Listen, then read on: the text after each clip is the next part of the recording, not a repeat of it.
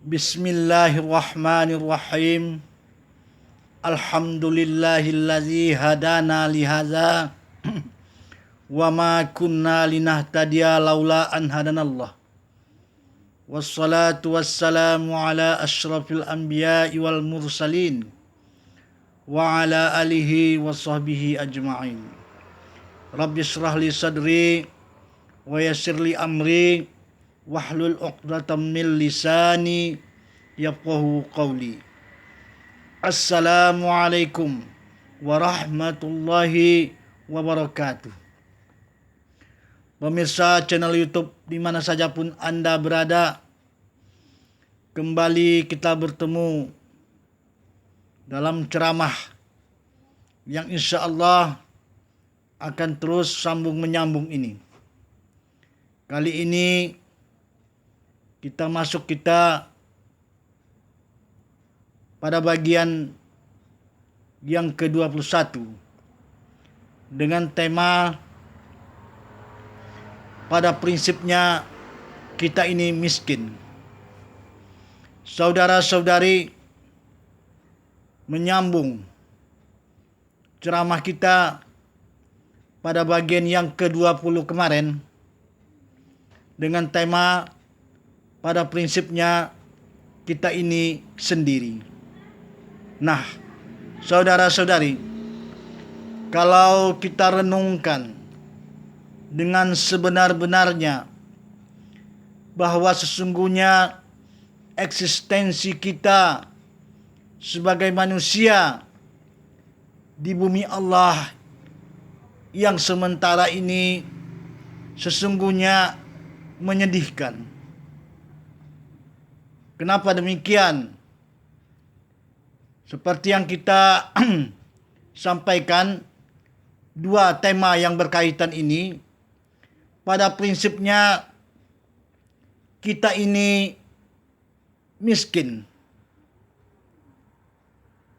Seperti ceramah yang kemarin, pada prinsipnya kita ini sendiri. Sudahlah sendiri, miskin pula lagi, bukan tanggung saudara-saudari. Apakah saudara-saudari bantah kenyataan ini? Yuk kita perhatikan. Kalau soal kita sendiri sudah kita bahas di ceramah pada bagian yang ke-20. Masuk kita ke bagian ini tentang miskin. Coba saudara-saudari bayangkan, kita di dalam rahim ibu kita nggak punya apa-apa. Makan kita pun sudah diatur sesuai dengan ilmu Allah. Entah apa yang kita makan dalam rahim ibu kita itu. Kemudian, singkat cerita, lahir kita ke dunia, telanjang bulat, saudara-saudari. Rambut pun nggak ada. Kalaupun ada rambut, ya acak-acakan lah. Artinya, kenapa kita sebut rambut? Karena di dalam rahim nggak ada yang mangkas kita, karena nggak ada duit kita. Begitulah kira-kira.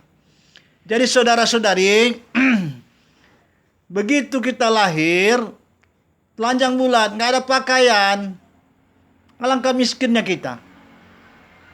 Kemudian terus besar kita. Dari bayi, jadi balita. Dari balita, jadi remaja tanggung. Dari remaja tanggung, jadi remaja yang sebenarnya.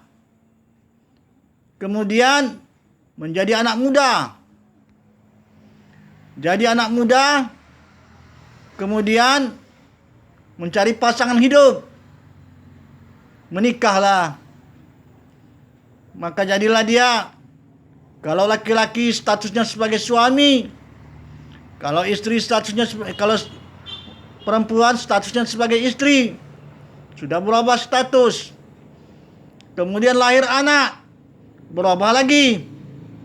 Yang semalam anak muda, kini sudah dipanggil orang ayah. Yang semalam remaja putri, kini sudah dipanggil orang ibu. Dan seterusnya. Sampai kemudian lahir anak itu menantu, maka anak kita menikah, kita sudah berubah status menjadi mertua, mertua laki-laki, mertua perempuan. Kemudian lahir pula anak-anak kita itu, berubah status kita menjadi kakek, menjadi nenek, sehingga kemudian kita menjadi tua bangka, manula, atau manusia lanjut usia. Nah, sampai kepada ketentuan yang tidak dapat dipungkiri, yang tidak dapat dibantah, bahwa kita akan menghadapi suatu kejadian yang sama sekali seperti yang kita ungkapkan tadi, tidak dapat ditampik, tidak dapat ditolak, yaitu kematian. Sampai pada kematian,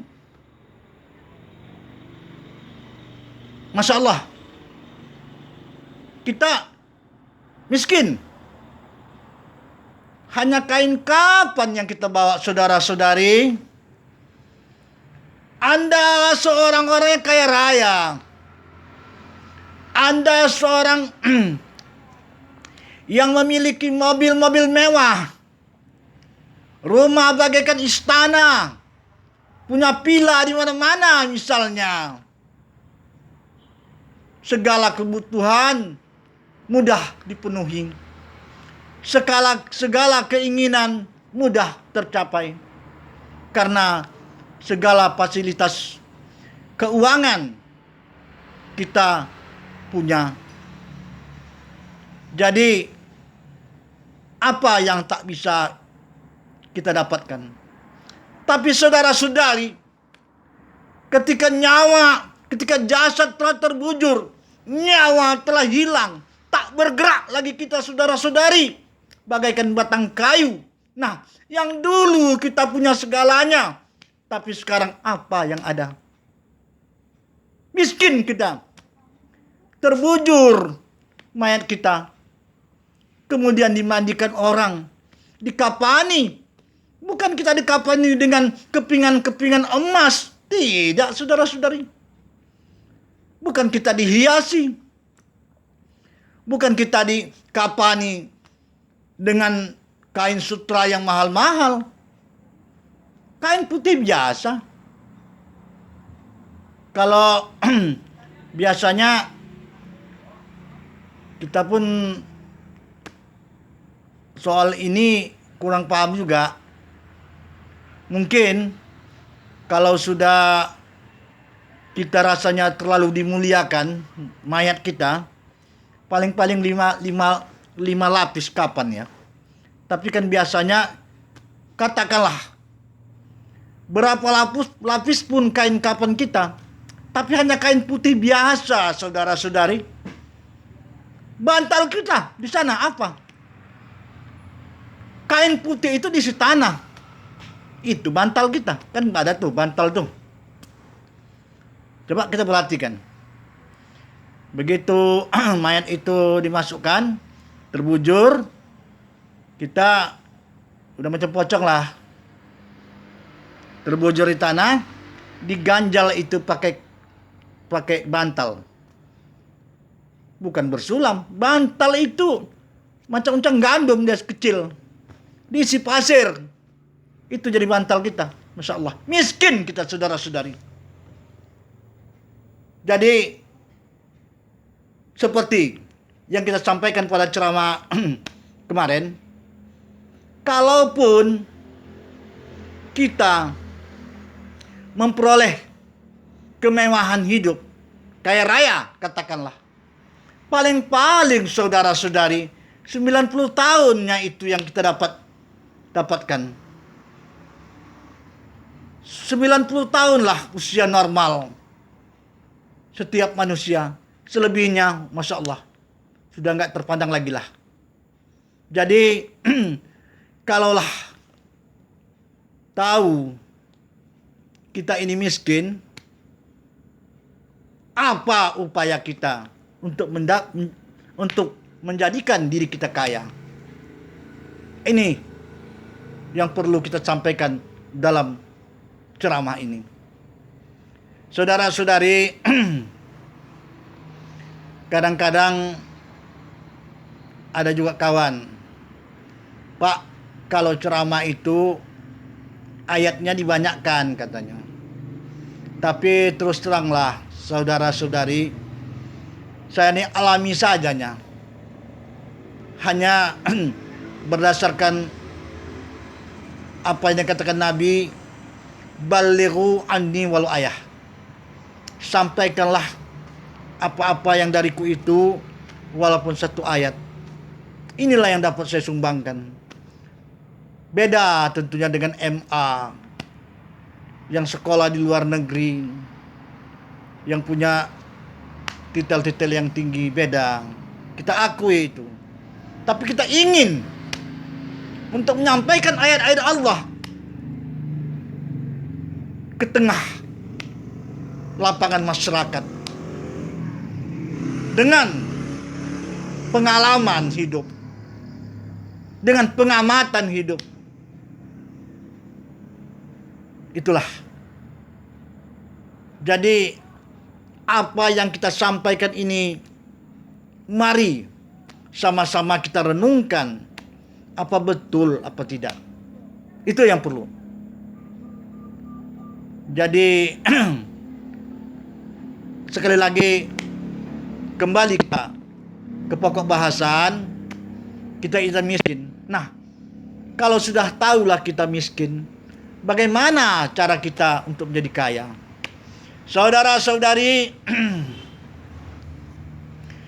miskin kita di dunia itu hanya sifatnya sementara. Kaya raya sifatnya juga sementara.